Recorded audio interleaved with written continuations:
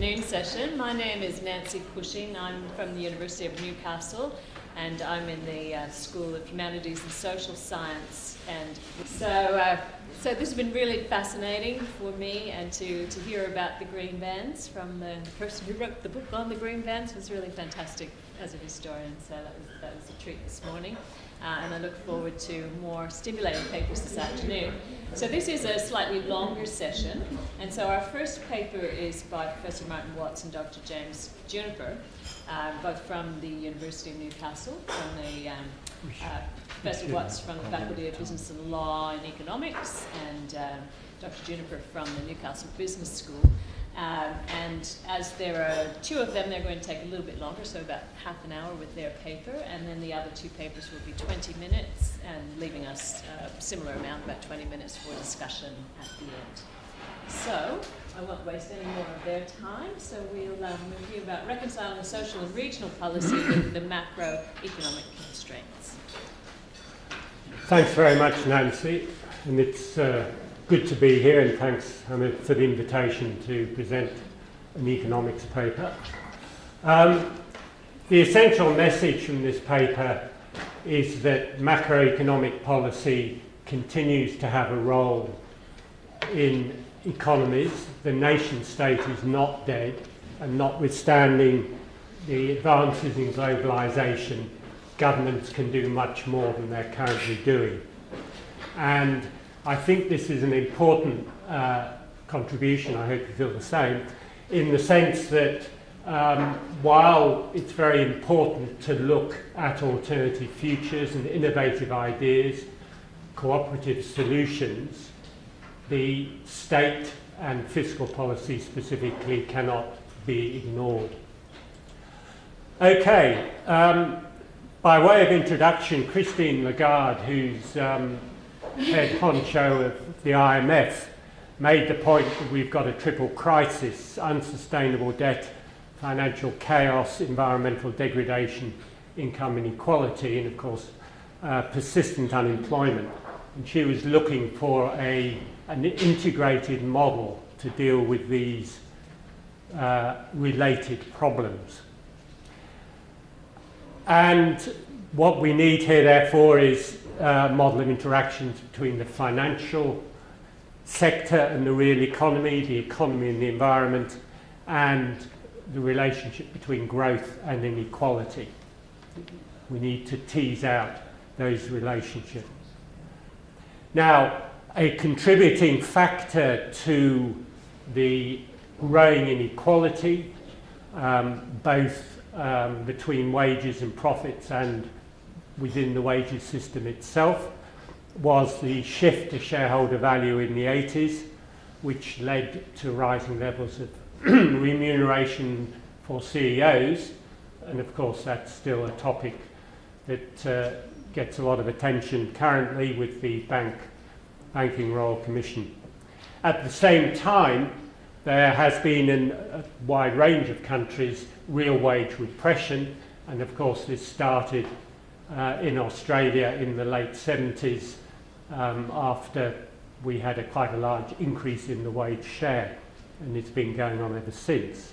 And real wage repression is where real wages are not keeping up with productivity. And of course it was only yesterday that the governor of the Reserve Bank pointed out that this malaise with respect to wages has been going on since about 2012 and creating massive problems. The influence over macro policy as it's currently conducted goes back to the 1970s, and I'll talk a bit more about that in a moment. And it was a response to the oil price shocks, and we had the beginnings of the development of neoliberalism with the Macroeconomic report, which consolidated the starting of neoliberalism, and more particularly, as far as economics was concerned, the development of monetarism. what we've discovered is that the policy agenda, the policy regime in most developed economies has not really fundamentally changed since the 70s. And the experience post-GFC suggests that the policy agenda has manifestly failed. And if you look at the demise of the Eurozone, particularly the PIGS economies, as well as the very slow recoveries of the US and the UK, then it suggests that policy has not worked very effectively. And while unemployment rates have come down, high rates of labour underutilisation persist. And this has its origin in many countries, including Australia, in the growth of underemployment.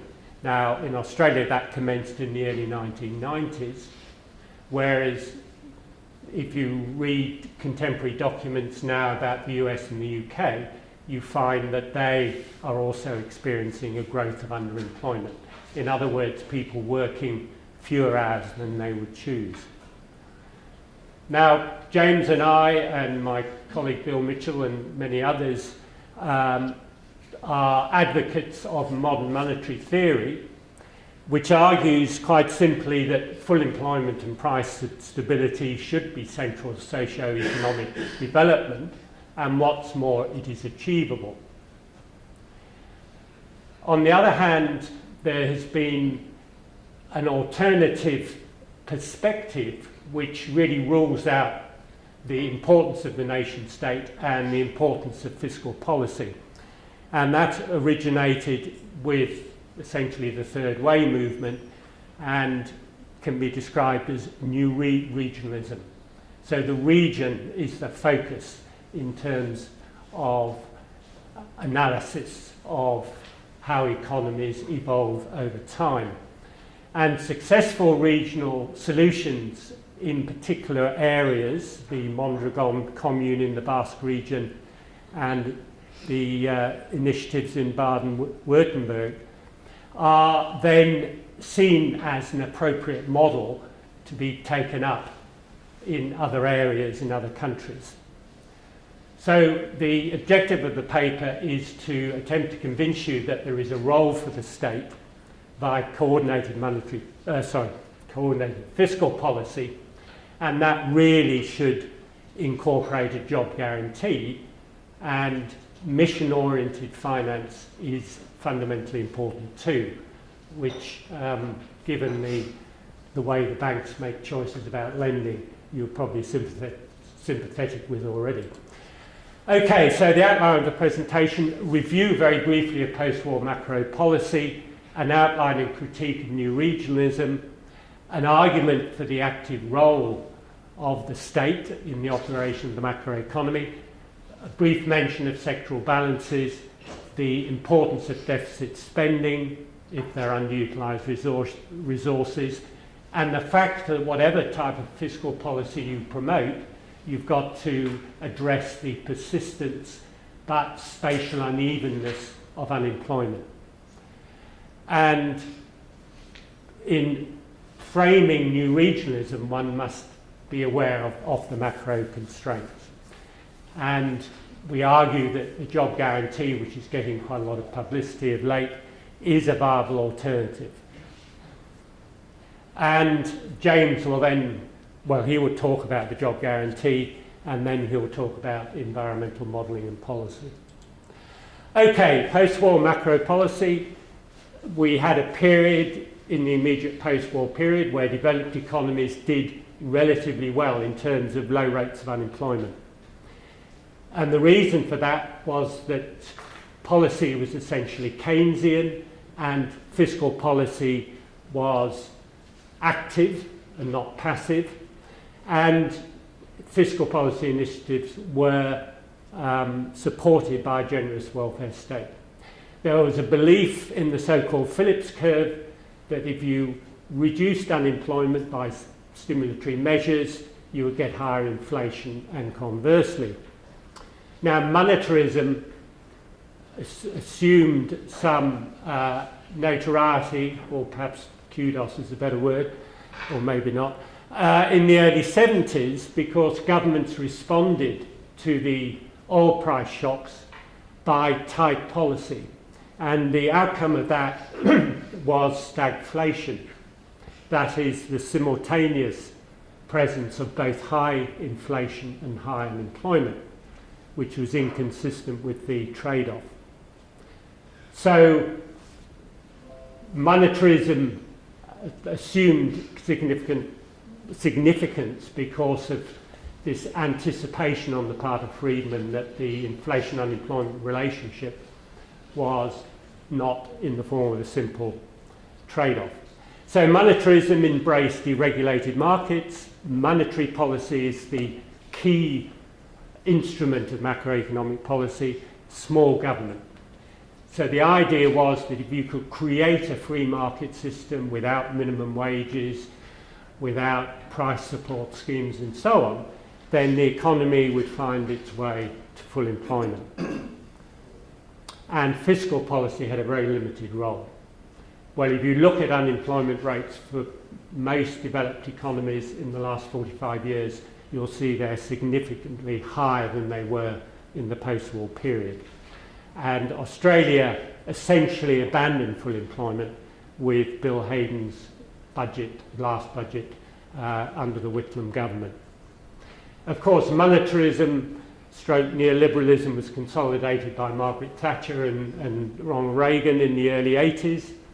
Margaret Thatcher emphasised the importance of individualism. Famously, she said, "There is no such thing as society." Causes of unemployment were reframed from not being a systemic failure of macro policy, but due to individual failings, due to insufficient investment in skills, in job search, and also poor work attitudes. So don't blame the macro settings of the economy, blame the unemployed. And the blaming of the unemployed has continued ever since. On the other hand, of course, trickle down. The trickle down principle was advocated by making tax cuts to the better off, who would then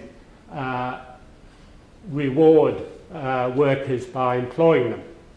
And of course, that sort of debate emerged in respect of the corporation tax cuts, which ultimately failed, that corporations would generously raise wages and presumably grow employment as well if they could get some nice tax cuts.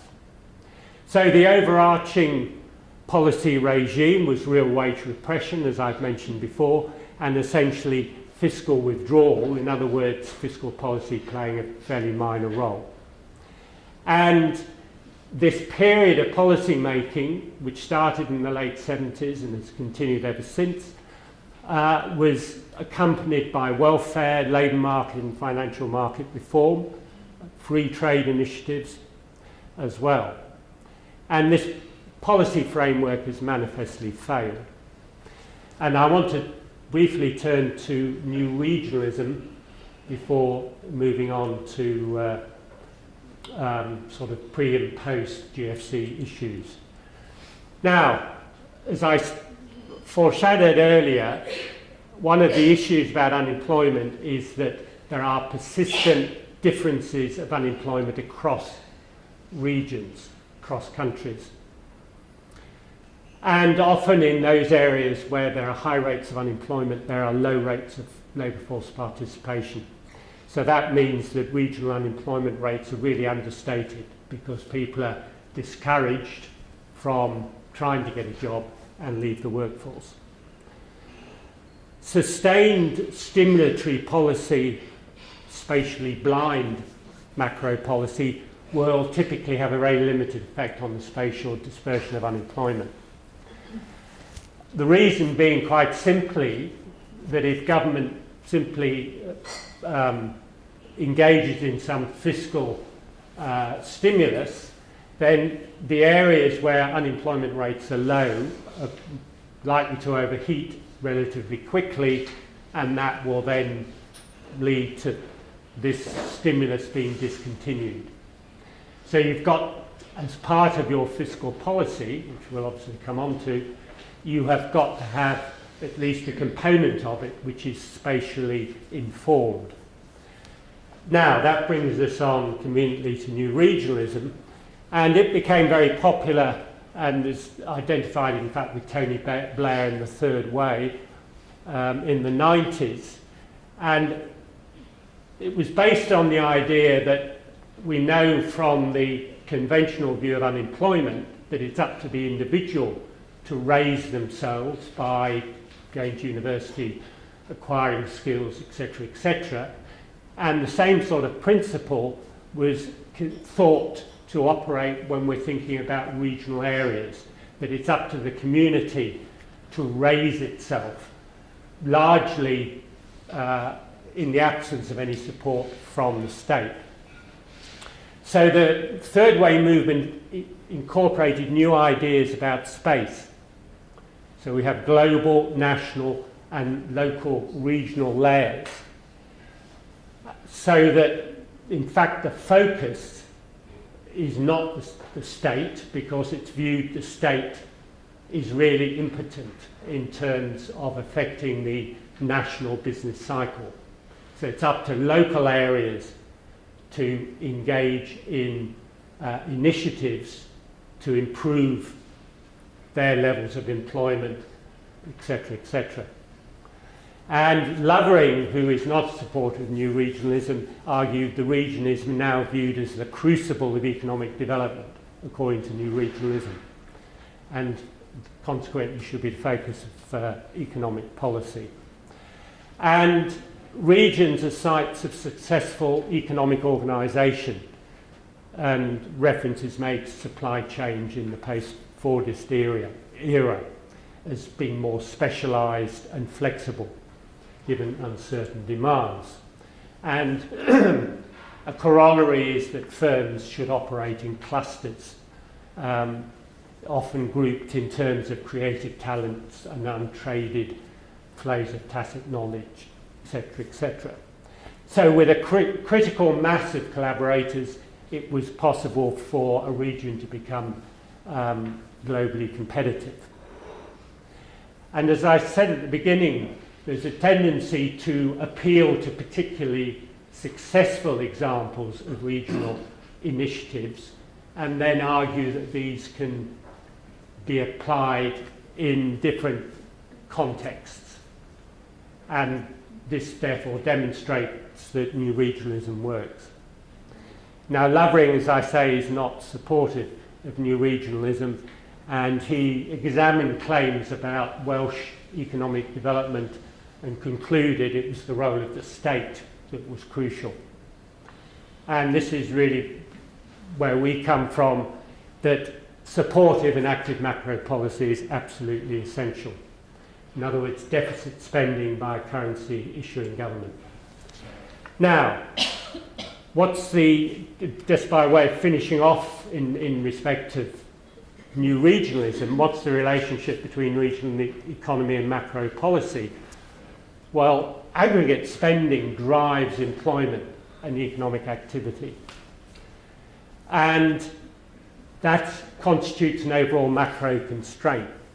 But the spatial distribution of employment reflects a whole range of factors. And if we're thinking about one region raising itself up, in other words, improving its activity, then it must do one of three things or more, one or more. Attract non-government spending on domestic goods and services from elsewhere, say via superior goods and services, or it's got to promote higher spending, so higher consumption or higher investment or more exports or foreign direct investment, or it's got to benefit from new expenditures, potentially spatially targeted by the nation and or the state government.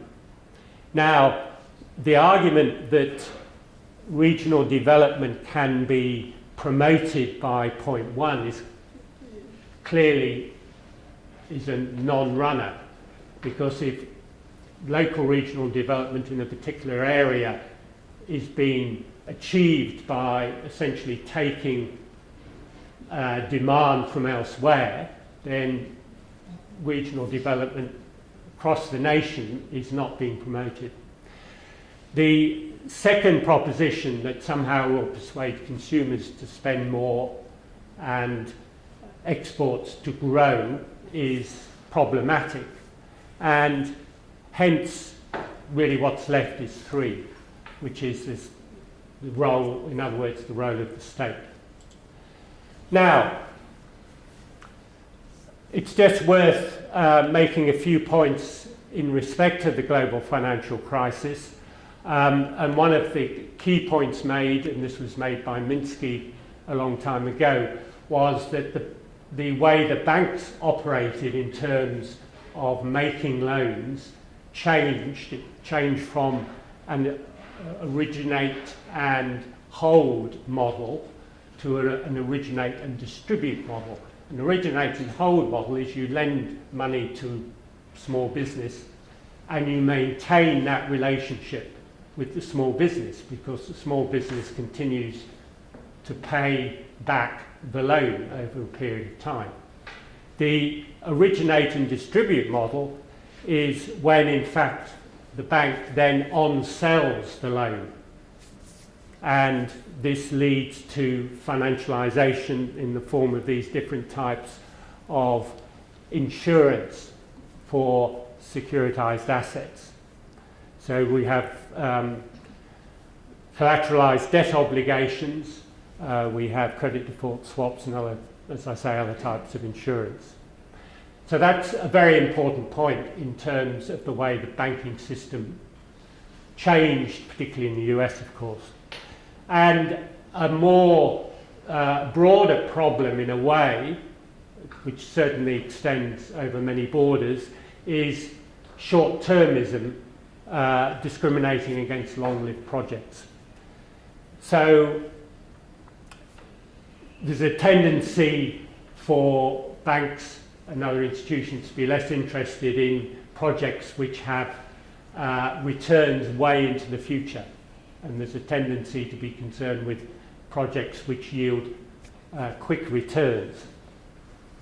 And as James will say later, financialization reinforced this short-termism. So the reason for mentioning that is that it's operated against long-term productive investment. And the role of mutual funds has contributed to that.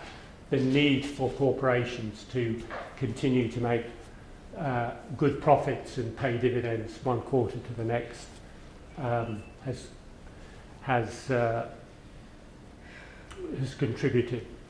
Another very important point in relationship to the GFC and prior is, of course, consumption spending has become increasingly wealth-driven. So if households enjoy some paper capital gains on their property, they see that as a means of supporting additional consumption. Now, in terms of the response to the GFC, as I said, the dominance of monetary policy started in the Friedman era in the 70s.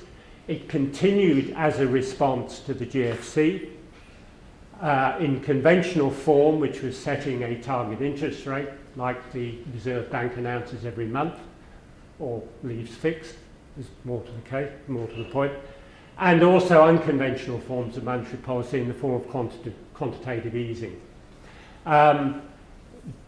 Post-GFC, there's been a neglect of fiscal policy, except for brief periods of fiscal stimulus.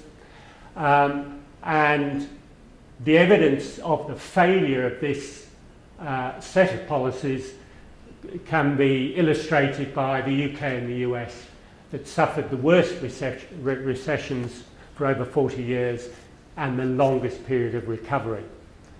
And fiscal austerity in Britain was justified by the blowout of deficits.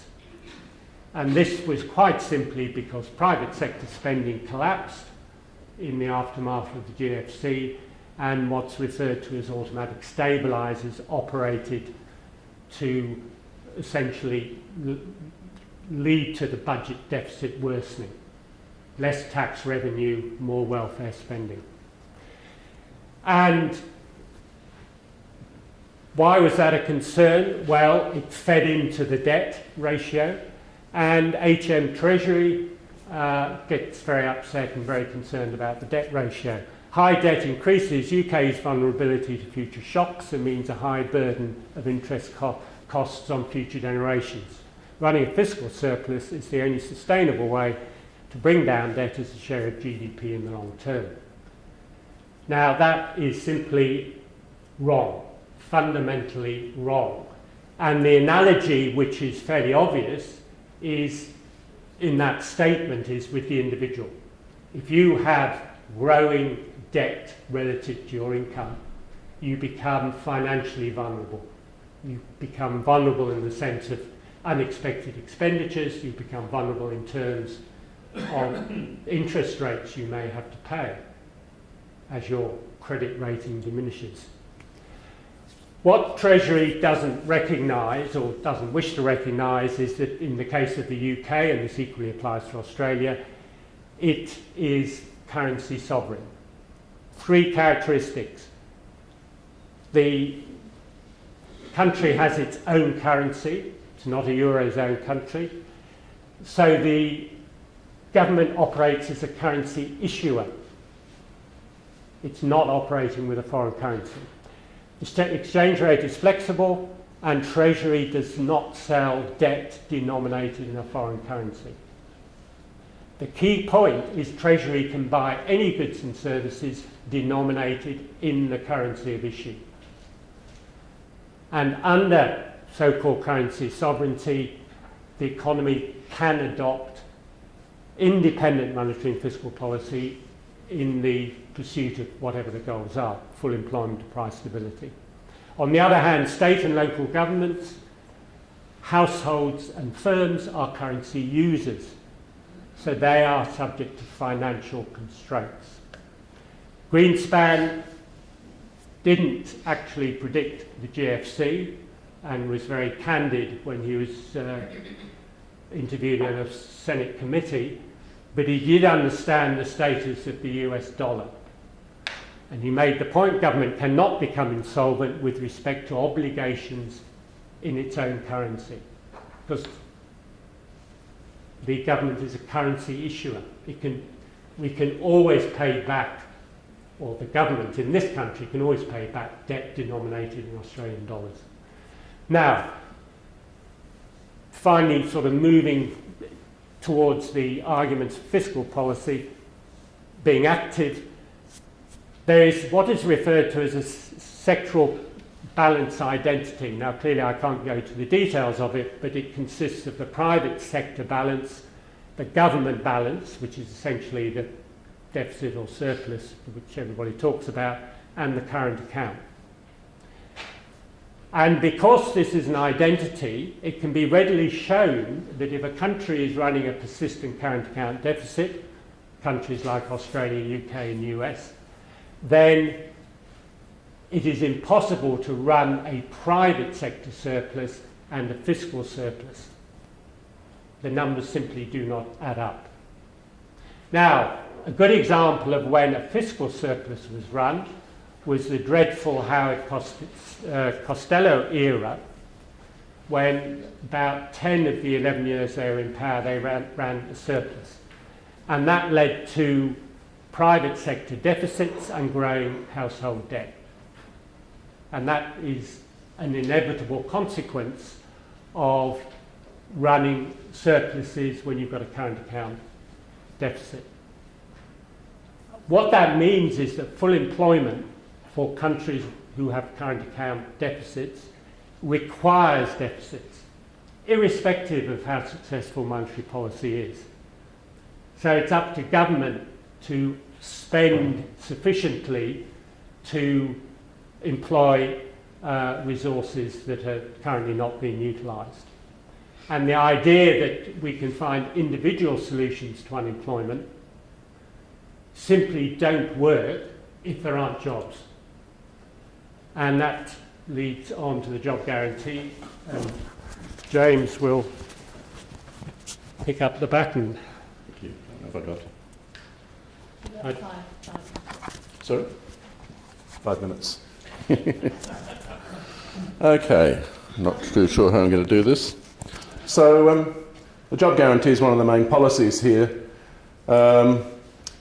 promoted by modern monetary theory. It's federally funded, but it can be administered locally. Those who work for the government are entitled to a minimum wage job up to a maximum number of hours, and it means that the private sector wage structure is not distorted by the presence of job guarantee employment. It's also perfectly calibrated to the levels of unemployment and underemployment, so you don't get problems with long variable lags in the implementation of policy. The jobs can be designed to meet social needs that are not being adequately met by the private sector, including care for the elderly, environmental remediation, and such like. And in contrast to pump priming, the job guarantee has a built-in counter-inflationary sanction, which is based on lower wages for workers who are displaced from the private sector to job guarantee jobs. But crucially, rather than having a buffer stock of unemployed people to control inflation, you have a buffer stock of employed people who are work ready once the private sector begins to expand again. Okay, now most of you would be familiar with the critiques raised by, I guess, ecological economists about mainstream approaches to environmental economics. So this is typical of Clive Spash here, complaining about static equilibrium and self-correction being privileged, very technical sort of defining of the policy issues around engineering society, but sustaining something or increasing its resilience does not answer the fundamental questions of why and what for, even though we've seen some efforts to extend concepts of value beyond value and use to option, existence and bequest values. Environmental problems are still treated as special cases of more general theoretical constructs in mainstream economics. Spash himself advocates key biological constructs, complexity theory and that sort of thing, emphasis being placed on limits to material and energy throughput, alongside critiques of consumerism. Now, a recent paper by Douai, well not that recent, argues for supplementation. Douai recognises the institutional approach of social ecological economics as invaluable with its emphasis on the role of institutions, but he argues a more holistic approach is needed that needs to focus on value theory. So he draws on Ricardo Marx's theory of value to strengthen a critical perspective. Now fundamentally, the distinction between use value and exchange value in this approach is crucial. Use value is concrete, it's a source of well-being, expressive of different ways of transforming matter and energy. Abstract exchange value is an expression of what's valuable for capital, with the money form representing social validation. So, Douai also questions the need for yet another system of valuation that might be based on energetic or entropic forms, and of course they're very popular. Nevertheless, we have seen a literature, and here Schwartzman is one of the major critics of these thermodynamic approaches. I'll just go to the last quote there at the bottom where he says, the neo-Malthusians, as he calls them, interpret a problem with a geopolitical solution as one that is biological, which thus has a strictly biological solution, i.e. complete biomimicry and a smaller global population. Now, in contrast, I want to talk about people working towards a Schumpeter-Keynes-Minsky sort of approach to policy, and I'll just move through some of these discussions. Essentially, Mariana Mazzucato, who wrote the book The Entrepreneurial State, has sort of drawn on the work of Karl Polanyi, and what she argues is that there's a new role for state investment banks. They need to expand beyond counter-cyclical policy to focus on capital development, infrastructure and such like, new venture support, and also what she calls the challenge role, or mission-oriented finance. And the anodyne case of this, of course, is Eisenhower, who, during the Cold War, when they wanted to knock off the Ruskies and put a man on the moon, they set up DARPA, they created NASA, and they began massively bankrolling research activity. And of course, mission-oriented finance doesn't have to be driven by the military-industrial complex. It can also be driven by environmental imperatives. So this is a diagram in Randy Ray and Mazzucato's work, which shows that public assistance can be applied at all the different stages in the new product development cycle: research, concept development, early stage technology development, product development, through to production and marketing. And different vehicles can be applied in those stages. So, to wrap up, an integral component of regional development policy is a set of macro policies which are designed to achieve full employment. MMT advocates argue in favour of a job guarantee because it can achieve sustainable full employment at the same time as stable inflation.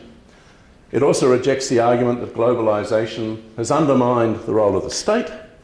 Now, piecemeal policies adopted at a particular regional level may achieve good local outcomes, but it's a fallacy of composition to argue that similar policies implemented in other regions will lead to similar outcomes.